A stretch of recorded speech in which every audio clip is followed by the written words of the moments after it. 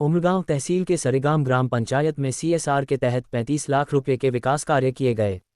इन कार्यों में सार्वजनिक शौचालय, आदिवासी कन्या छात्रावास और 2 आंगनवाड़ी केंद्र शामिल हैं। सरेगाम ग्राम पंचायत हॉल में लोकार्पण समारोह आयोजित किया गया। इस समारोह में सरपंच सहदेव वघात, उप सरपंच संजय बाडगा और अन्य ग्रामीण उपस्थित थे। इंडो काउंट कंपनी ने सीएसआर के तहत ये कार्य किए हैं।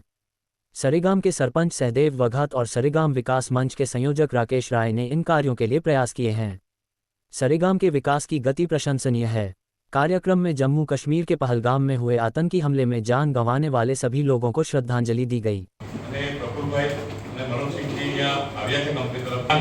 उसमें हम लोग ग्राउंड +3 एक मकान बनाना ग्रामजनों की तरफ से अपेक्षा है आपके पास, और ये आप इस बार रिक्वेस्ट है।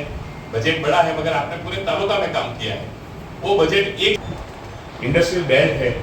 रोज सरेगाम गांव के लोग भी बड़े अच्छे हैं, बड़े समझदार हैं, शिक्षित में बहुत सारे प्रबुद्ध नागरिक बहुत अच्छा काम करते हैं। सब स्कूलों में टॉयलेट, आंगणवाड़ीओ, आखा उमरगाम तालुकाना जेटला बी दर्दी છે એને દત્તક લઈને